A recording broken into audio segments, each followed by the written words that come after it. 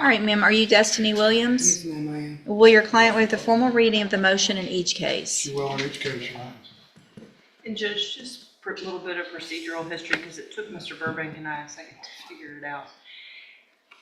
Irrespective of the fact that the motion itself and the language does not state she was extended a year, then 3, then 4, she was. Well, I went back and looked at her original records, so I believe that at the time this motion was filed in September of 22, it would have told that probation that was set to expire, but the motion doesn't read that way because it doesn't have the 1 in there. I can do Okay. an oral motion to amend that 1-year extension. but No, there that's were okay, as 3 long as you guys both agree and it three appears that extensions in total to make that 2012 case run to 22, and this motion was filed so prior to it discharging. okay. All right, and you agree with that as well, Mr. Burbank?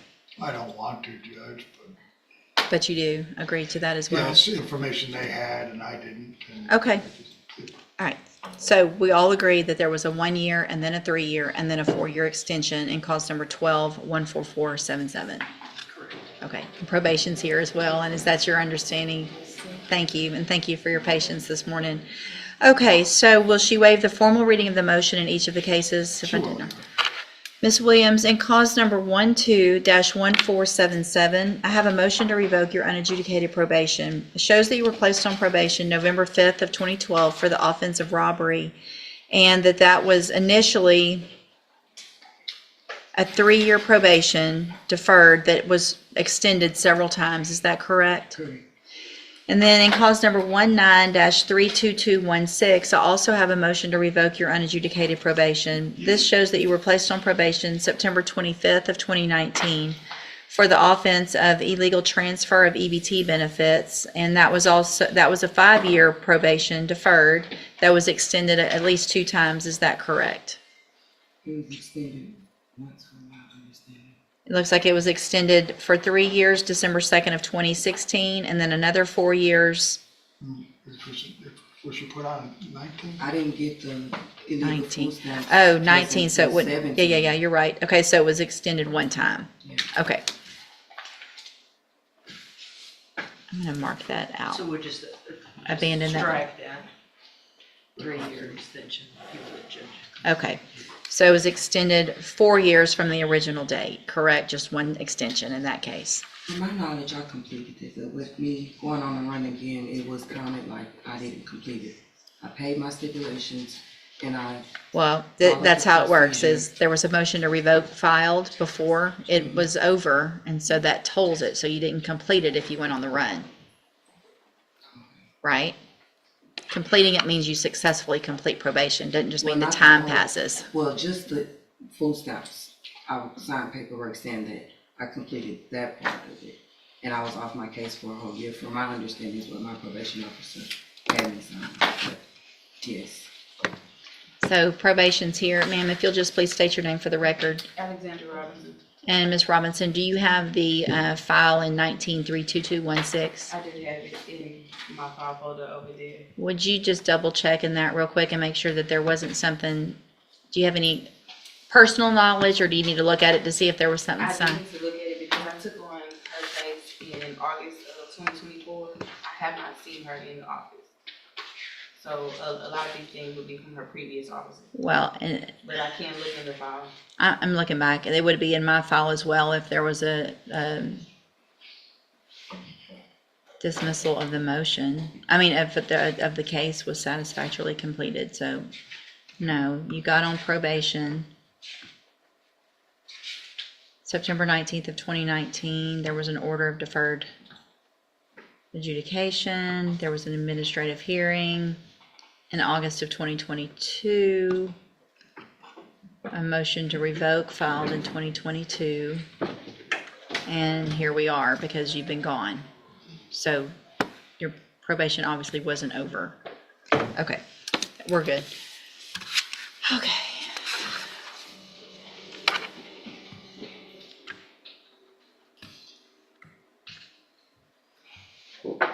And is there no agreement?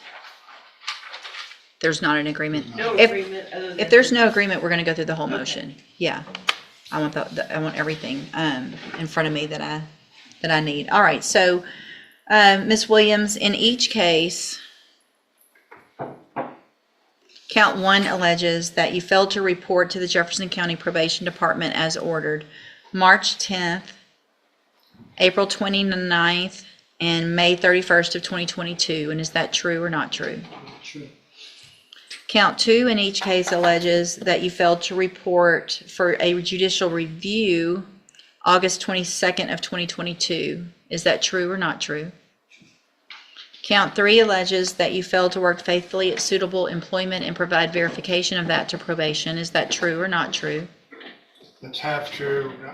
She wasn't reporting, so she couldn't report that she was working, but she had employment, which would probably come. And provide verification of it. That's right. So did you provide verification of it?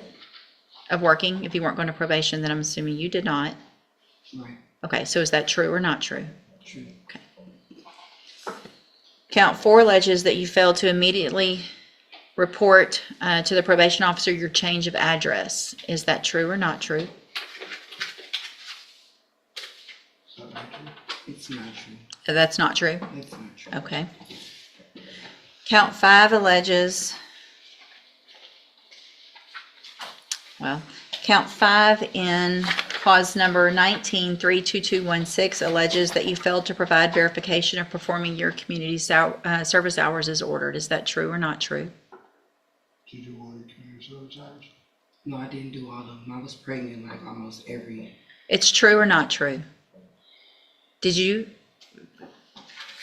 fail to provide verification? This is in the illegal transfer of EBT benefit case. What about it? It alleges that you did not provide verification of performing the community service hours as required. Is that true I or didn't not complete true? all of my community service, but I was doing. Is it community true service. or not true? It's not true. Okay. Count 6 in that case, in the 2019 case, alleges that you're behind in your court-assessed fees as of August 22nd of 2022 in the amount of $2,956. Is that true or not true? It's true. And then in cause number 12-14477, count 5 alleges that you failed to pay your court-assessed fees as directed, and that as of August 22nd, 2022, you were behind $3,353. Is that true or not true? It's true. And count 6 in that case alleges that you failed to successfully complete the Impulse Control Education Program. Is that true or not true? I didn't know I had a drug. That's true, you didn't do it. It's an Impulse Control Education Program. That's anger management. I don't know what it is. Did you do it? No, Okay, so it's true. it's true. Okay. Did you enter your pleas of true in each of the cases to counts 1, 2, 3, and then in the 12 case, 5 and 6, and in the 19 case, 6, freely and voluntarily? And did you plead true to those counts because they're actually true? Okay. In each of the cases, I have some documents here on the tablet that have your signature on them. Did you go over those with Mr. Burbank? And do you fully understand them? Yes. And there's no agreement. No. So, You know, you're gonna have to modify the paperwork in reference to the counts. Or do you have to? yeah, well, yeah. I don't really know that. Okay. We allege counts 1 and 3. Y'all filled out an agreed punishment recommendation paperwork instead of unagreed. So that's an issue because it's not agreed. And so if it's not agreed, there are some rights to appeal, and you've also signed the post-conviction waivers. So, Well, we agreed on the 1 and 3, that's probably the reason why we did it. I did. but if you're leaving it up to me, I want to know how she's done on probation. Well, I thought you would get that in reference to the PSI report. But I want to know if she takes responsibility or not. I mean, I need to know all those things. So, okay. I'm going to mark through the post-conviction waivers because it's unagreed. I'm just going to write unagreed here, so we don't have to do it over. And I'm going to write it's not a plea bargain there. State tenders number 1 in each case, did I already do that? No objection, statesman. It's admitted in each case. Any evidence that Ms. Williams is not competent? No, yeah.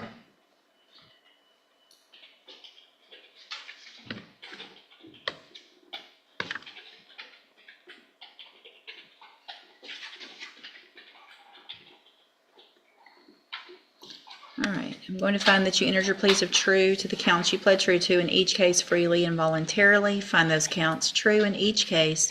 Find sufficient evidence in each case to find you guilty. However, I'm going to reset your case so that the probation department can do an updated report. That'll give me more information about you and your cases, and then we will come back later for sentencing. Anything that you think is important for me to know, get that information to Mr. Burbank, and he will present it to me on your behalf when we come back.